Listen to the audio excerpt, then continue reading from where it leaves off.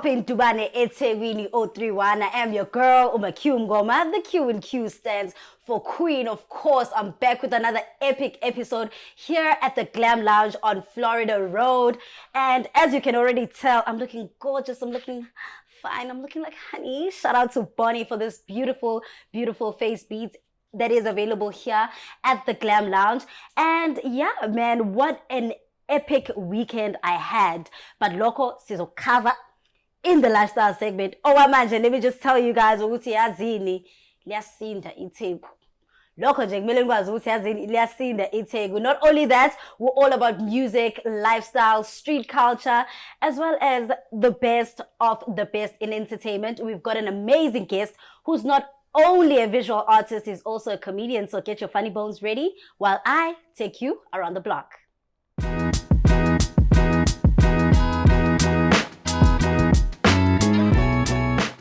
What's been happening around the block? Let's just give a big shout out to Vincent. His comedy show at Dropkicks was amazing. I have all my funny bones tickled because what an amazing show, and it is always happening every single Wednesday at Dropkicks on Florida. But anyways, let's get into what happened this past weekend. Listen, the Dlala Music Fest, what an amazing show, what an epic time, and you know what a time to be alive. Shout out to Dlala Tugzin for always bringing back the Dlala Music Fest bigger and better each and every time. And also we had an international artist like South Africa, Saudi in South Africa, you know what it is. We had Travis Scott, Mutuka Kylie. You know what I'm saying? Yes, Travis Scott had a huge successful show here at FMB Stadium where thousands and thousands of fans went out. It was over 70,000 people. So shout out to him for recognizing Mzansi, the flavor here too. Right about now, I'm just gonna wrap it up here on the lifestyle content. Catch ya later. Hi guys, it's Bonnie from the Glam Lounge. So today we're going to be showing you how we do our dreadlock styling. So she simply just, she washed with our hair products that are specially designed for African hair, and now she's just twisting and locking the hair. And she's doing a style which is a double twist, if you can see at the bottom. And she's using a gel for molding the hair, which is not going to give him like a tacky greasy layer on his scalp afterwards. So it's just a protective style that he can have for almost like 2 weeks until he comes back and gets a wash and retwist us again. See you on the other side, guys. Bye.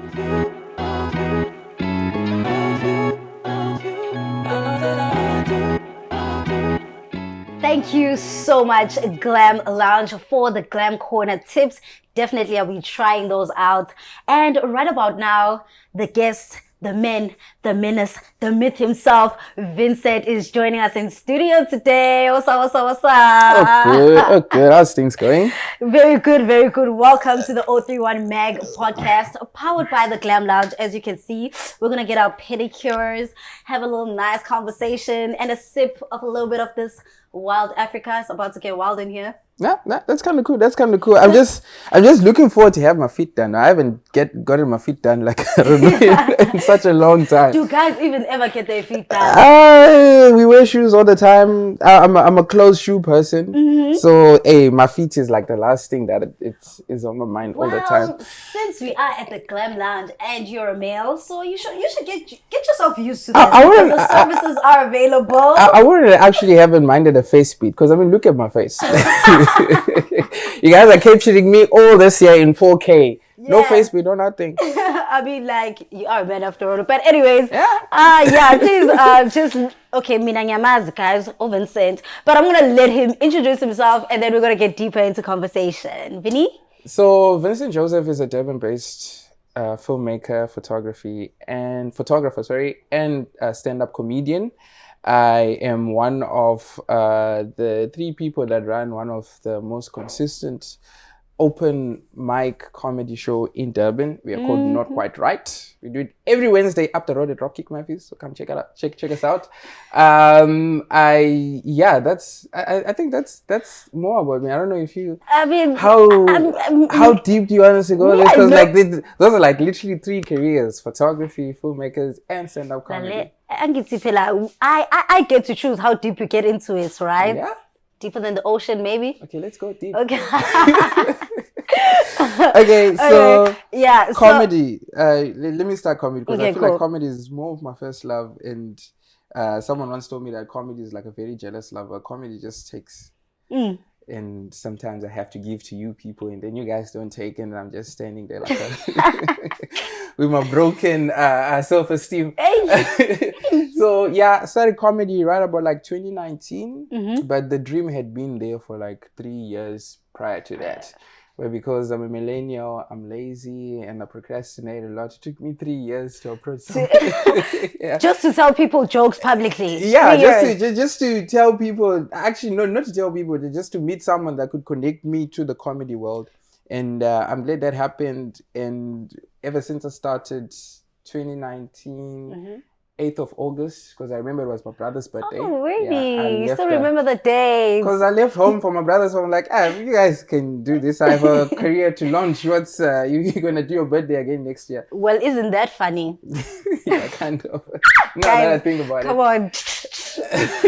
don't I get that? Like, I mean, I thought that was funny. Wasn't it funny? It's an actual story, though. Sure? It's funny. It's an actual story. That's what happened. I left my brother's birthday to go start a comedy career, and then I don't think I've ever stopped from then. I've done my time in Durban now, and recently that's when I started running our own comedy room. We've done it consistently for like 2 years, every Wednesday. Every Wednesday for 2 years. Every Wednesday. I mean, can I swear on this show? I mean, I can say, okay, every fucking Wednesday we do comedy. Okay. every funny Wednesday we every do comedy. fucking Hey, funny Wednesday. listen.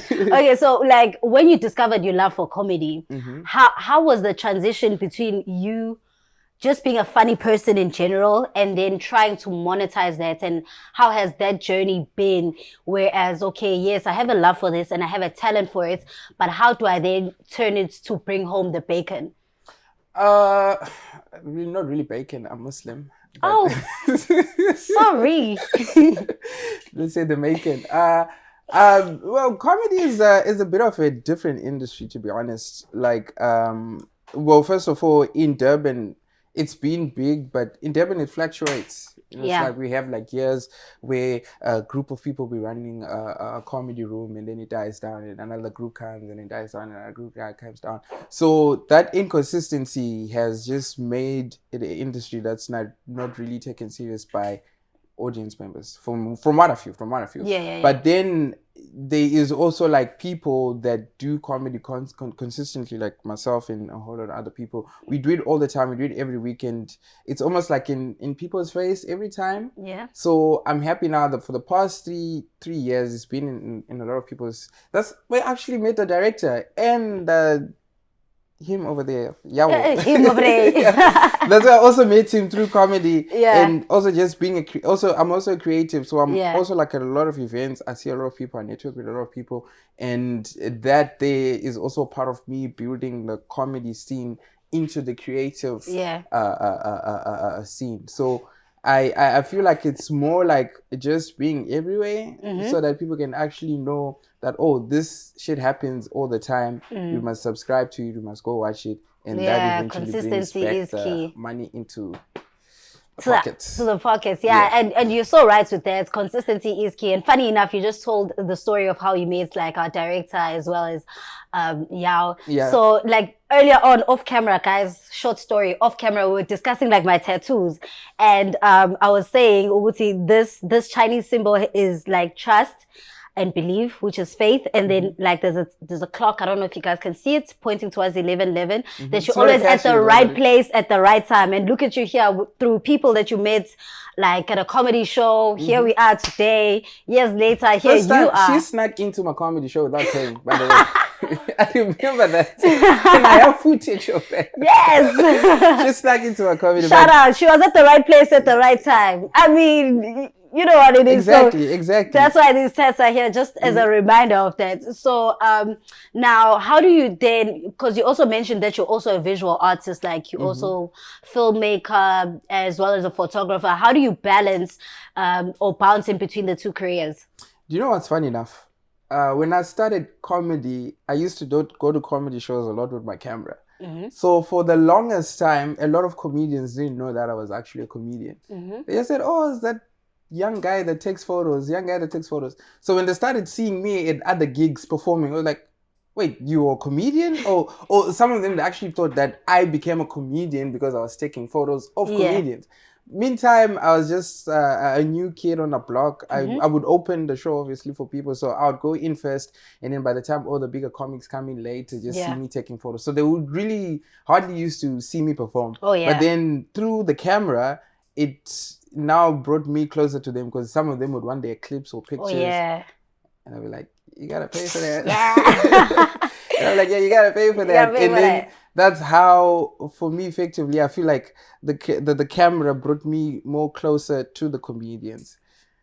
So I like that the connection that I actually like never realized until now, that the camera brought me closer to the comedians because I was always there with my camera. I'll perform first and then do photography.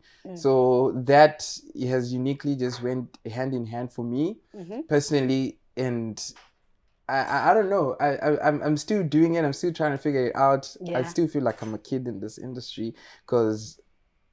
So okay, I'm all over the place. Sorry. I mean, it's okay. So here's some of what always one of my good mentors in comedy always tell me that comedy is always going to be here for as long as we are not going to be around here, right?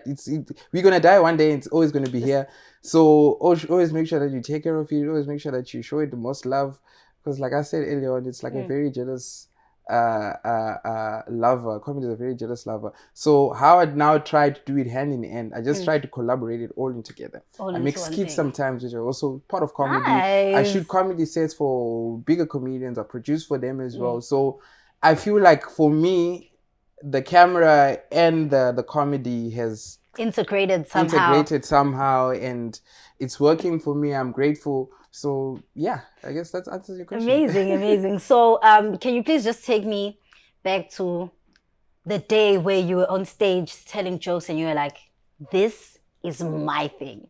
Like where you just had that moment where you realized, also, no, I'm actually good at this. And I'm going to keep pursuing it. So how it started, I watched Trevor Noah, That's Racist. That's so racist. Yeah, I watched Trevor Noah, That's Racist. I'm like, hey, I can do this thing. It's not that hard. I can do this thing. Yeah. So that time I was in high school. And in high school, I used to have a position in school that allowed me to speak in front of well, you're a head boy. You look like a smart person. Yeah. All of that. I hate saying that, but for as long as I'm going to tell my comedy story, it's always going to go back to, I used to be head boy. You used to be a head boy? Yeah, wow. Yeah. On the dots, right? But before you continue with that story, I'd like to call out the Glam Lounge squad to come in. Tomato us while we continue on. Crusty toes. Yeah, work on these. Oh, guys, I don't even show my toes on camera. So I was talking about high school. The school. So the first time I ever officially did comedy was in high school. There used to be because I was like a prefect in school. We used to do this thing that we used to call the stay awake. It was basically like a jumbo party that we used to go and throw at school. But it was just for the good kids, the prefects and all the other people. Yeah. So while we were there, they decided to do a talent show. Yeah. And I'm like, hey, I have a thing that I can do. I can tell jokes. And I organized my friends. I'm like, okay, make sure when I tell these jokes, all of you are in one place and so you can all laugh. You can all laugh and spread the laughter. Yeah. Hey, when it came to the time, these motherfuckers are all over the place. Yeah. So I did the laughs are dispersed now. It's not one big laugh. Not even dispersed. There was no laughs at all. Keep in mind, I'm in high school. If you get a bad rap in high school, that's over for you. I know, right? But lucky for me, I actually got some people that came to me after, like, hey, you're actually kind of funny. You must pursue this thing. Yeah. So I'm here because of people in high school that encouraged this thing. Even after nobody laughed. After nobody laughed, really. They came and told me that I was funny. They gave you that after the performance. Wait, was it girls or guys? It was one guy, one girl. Because guys always get a little extra motivation when females are involved. Actually, while I was doing that set, another guy who's not even a comedian, by the way, came and did jokes after me, and he killed. Everybody laughed. But I was like, hey, but I'm trying to do this professionally. You guys are not even laughing at my jokes. So from there, I didn't take a step back. It's just something that was still in the back of my mind. I was like, I still want to do this, and I still want to do this. And a few years later, I met Calvin Goldstone. Calvin Goldstone is like one of the biggest comedians in Durban. I met him and I was like, yo, I want to do this thing. He referred me to someone. I waited a year again to ask them, and I met that person again. I was like, hey, you still want to do comedy? I'm like, yeah, I want to do comedy. And then they referred me to another person that ran a room. Waited another year again. Remember 3 years? 3 years, Waited another year again. They had to DM me the one time. I was like, yo, I have a spot for you if you want to come perform at my spot. And that's how it all started. And from there, I've just been trying to figure out, because comedy is like, boom. It's bigger than I thought. So when I got there, I used to tell jokes. I used to be funny. But then as I grow older and started looking at more as an art, I'm like, when I go on stage, I actually need to talk to people and tell them something, and not just tell them funny stories or things that I think are funny. So now I think earlier this year, that's when it snapped. That's when it snapped, and I'm like, oh, cool. I just don't have to be funny there. I have to go there and tell people something. While I'm telling them, I also have to make it fun and informative. Can you tell me something funny and informative at the same time? Not now. When you put me on the spot, that becomes weird. Well, I'm laughing. So no. We'll see. That counts for something. It counts for something. As the interview goes, I'm just going to throw in something that you're not going to know. Maybe I already set it up. Maybe. Before you even finish the show, while you're about to say, ladies and gentlemen, this is the end of the show, and I come in, I'm like, punchline. And then it all ends. So, that's essentially how I started.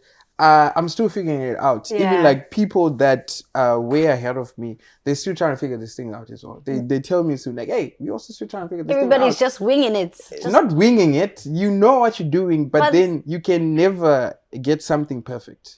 Yeah, hey. That's the thing with comedy, because every week you're seeing a different audience, you're seeing different people. So how people reacted to a joke that I told this week is going to be completely different to how the people next week are going to react to the joke. So you have to figure out like some common ground. Okay, we're in this country, we're in South Africa. This is what people relate to. This is what people in Florida relate to, or this is what the world relates to. Yeah, it's always better to have a set that relates more to the world. Yeah, because comedy is a universal language. I mean, as much as we can make fun in our own local language and make fun about stuff that happens in our street, at the end of the day, if you want to be a success, you have to dream bigger. So you have to look at more international audience. So yeah, long story short, it snapped this year. I think I'm on the right track. Yes, you are. Yes, you are. I mean, look at me. There's like a crew. Everybody's watching me. Yeah? There's you. We on this podcast. Like, yeah, like cheese, say cheese, like, guy, cheese. Yeah, so that's been like it, and I've been loving it. For the past 2 years, I've loved comedy more than anything else. Amazing. You try to book me for anything on a Wednesday, I'm like, sorry, my lover, my first lover, is in calling town tonight. Sorry. So I mean, with comedy, I've read that like a lot of people that make others laugh sometimes, not all the time, are the ones that have it the hardest. So did like that stem from anything personal, or just like generally a funny person? Because I think sometime last year we lost a comedian to suicide, and it was like a guy that would make everybody laugh. Everybody would like, he was just the light in the room, and he was a comedian. So everybody was like, but how come? So why would you? So I wanted to know if that whole concept is true, that sometimes the funniest people in the room are the ones that need the hugs the most. It's not that. It's not really that. I mean, shout out to Ebenezer, man. What a fucking great human being and a funny person. And he was also like, he was just wired different. Ebenezer was wired different. I've had the privilege of sitting down and talking to him the one time when I was in Joburg. It was just me and a whole lot of other comedians. He was wired different. And you can see this person is he's in the right state of mind. Yeah. Like I questioned myself that after that, like this person was such a brilliant person. He could have Like I saw a video of him on TikTok when he made a joke about taking his own life, and the interviewer was like, "Are you okay?" He's like, "Yeah, I'm okay." Oh, But I have like plenty of he those. just made a joke. Who would say, "I might just." Yeah, well, so when that happened, did it affect you in any way? Did you look at life differently? Like, how did that? It affected everyone, Yeah. not just comedians. It really affected everyone, and we need to understand that it's mental health. It just doesn't affect comedians only. It affects everyone. True. That's how you need to view it. It affects everyone, but it's how you deal with it that reflects on how it like affects you and stuff like that. For me, mostly it's like, yeah, I go through stuff, but I also like to see a smile on everyone's face. I'm a sucker for seeing people happy. So do I say I neglect my mental health for others? Yes, no. I 6 out of 10. 6 out of 10. Baby. 6 out of 10. I do take care of my mental health in my own space, but then it's just like with comedians, I feel like sometimes we just view the world differently. Yeah. We view the world differently, and we are all for like free speech. We say what we want to say, how we want to say it, when we want to say it, and I don't want to necessarily blame on that suicide thing on just being a comedian. Just being a comedian. It's a human broad experience. Spectrum. There's people going through stuff. People can't handle it. At the end of the day, it's almost like a sickness. You know what I'm saying? It is. But then because a lot more comedians have done it more than other people, it remains a stigma. It's just that a person struggled and they found a solution and they went with that solution. It's a tough conversation deep, without going it that we need to go through without. But yeah, it's all I can say. It's a human experience, a sad human experience that everyone has to go through. Hey? But it's not just a comedian thing. It's everyone. Everyone goes through stuff. Everyone, like that. It's just how you handle it and how you treat other people at the end of the day. Yeah, cool. Oh, wow, there very we go. true. So. The Glam Squad is here to give us a little. I hope I don't laugh on camera this time. Like the past 2 episodes, I'm so ticklish. The past 2 episodes, I was like giggling the entire time. So, the Glam Squad is here, giving us a pedicure at the Glam Lounge, and there we go. Getting into the lighter stuff. Wait, do I put my feet in first or let the water run first? That blue stuff is going to dissolve in my feet very differently. All right, is this your first time getting a... No, I mean, the O3 mag is shot here, so I get the privilege of getting... So like every week... Every week in jail. Hey. Don't look at my toes though. You'll be good. Please don't zoom in on the camera. The camera, please, better not zoom in. It'd be good to host one at a strip club, though. I wonder how that would turn out. Just to see how pink is there. They're always looking for. For more exposure. You guys must approach them. It would be nice to have a podcast. And their toes are always out. Don't look at me weird. We're doing this. Can I dip them in now? You gotta like. You gotta wait. You gotta wait a little. Okay, so between these 2 feet, this one might be a little bit funny. So, which one is the funnier one? Left or right? The right one is. I hope nobody's zooming in on my toes, guys. Like I'm very conscious. I'm not insecure, guys. I can never be an insecure baddie. That makes the two of us. That makes the two of us. Makes the two of us when it comes to this feet business. All right, let's go. Right, 3, 2, 1. Let's go ahead and get our feet done, and I'll be taking you through the favor of the week. Okay.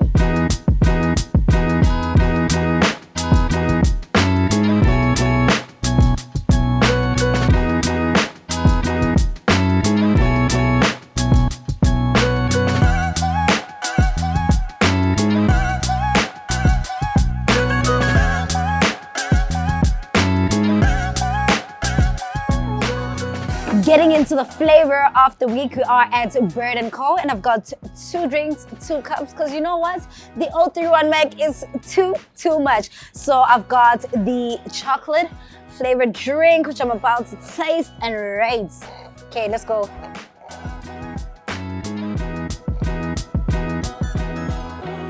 No, I want to go in again, actually. Very chocolatey, very flavorful. You know when Tyler says she got that flavor? This is the flavor, Bird & Co. This is the chocolate. And then let me go ahead and get the mango. We're going tropical. Refreshes like nothing on earth. Just kidding. Yeah, it is very refreshing. Very, very refreshing. And I really love this. Yeah, the mango drink. I think I would have this on like a cooler day, you know, when it's just cool, calm, and collected.